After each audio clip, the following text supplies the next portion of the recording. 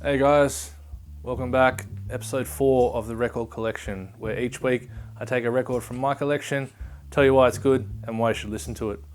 This week, John Mayall and the Blues Breakers with Eric Clapton, aka the Beano album. Stick around. The Record Collection! Woo!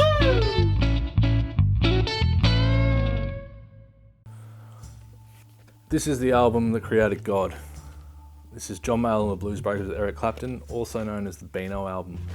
One of the greatest British blues albums to ever be released. Came out in 1966, and this is the reason that Clapton is God was pasted all over London at the time. Eric was considered the best guitar player in the world at that stage, and this album definitely shows you how good he is. John Mayall, I mean, he was a pioneer with British blues in his own right, and then you had John McVie in there as well, who went on to form Fleetwood Mac. I mean, this album's just full of great musicians, really good musicians, and then Eric went on to form Cream after this album as well. As far as listening to it, I discovered this album when I was quite young. I think I was about 10 or 12 when I first heard this album, and I actually found it through a guitar magazine that had a tab for Key to Love, which is a track of this album, and I learnt it, and then all I wanted to do was hear the actual song, and discovered this album, and blew my mind, absolutely blew my mind. And it was just so crisp and clear. It was like no blues I'd heard before. I'd heard a lot of American blues. I'd heard Peter Green's Fleetwood Mac prior to this as well.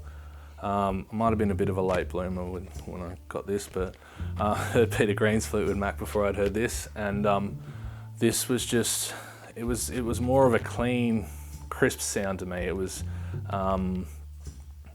just a different style, a different sound, and it really invoked that sort of passion for me to get to know British blues more. And I went out and I discovered more acts like these guys, and I discovered the Yardbirds by stepping backwards from this album as well, which again, the Yardbirds and John Mayall were just massive stepping stones for artists in the 60s, and this album just shows you why. This album is also the first time that Eric Clapton was ever recorded singing. He does Ramblin' on My Mind with the guitar and singing, and it's the first time he ever was recorded singing. And fantastic rendition, absolutely fantastic rendition. I still play it to this day, note for note, like he does on this record. I change it up for myself when I play live, because if anyone wants to hear Eric's version, they can just listen to the record. So for me, highly influential album for me.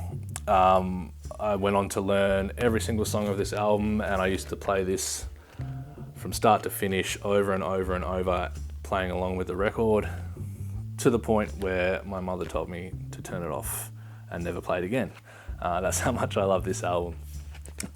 If you're not into British blues, or you don't really know much about British blues or early British blues, it's a different style to your American blues, in my opinion anyway. It's a different sound, and this is a great introduction into British blues and what it sounds like. I mean, Eric plugs that Les Paul into a Marshall, the first time was on this album, and now that's just a famous sound.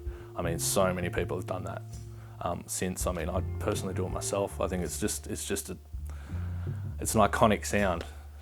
Les Paul into a Marshall, and Eric did that the first time on this album.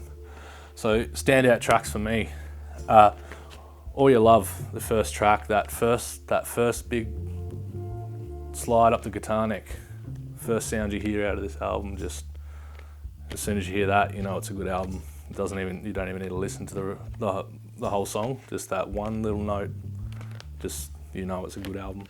So that's a good one. Parchment Farm is also a really good one, and Key to Love, that was the one that turned me onto this album, and yeah, that is just a really good track and a really fun one to play if you're a guitar player or a musician. It is a really fun song to play and jam along to.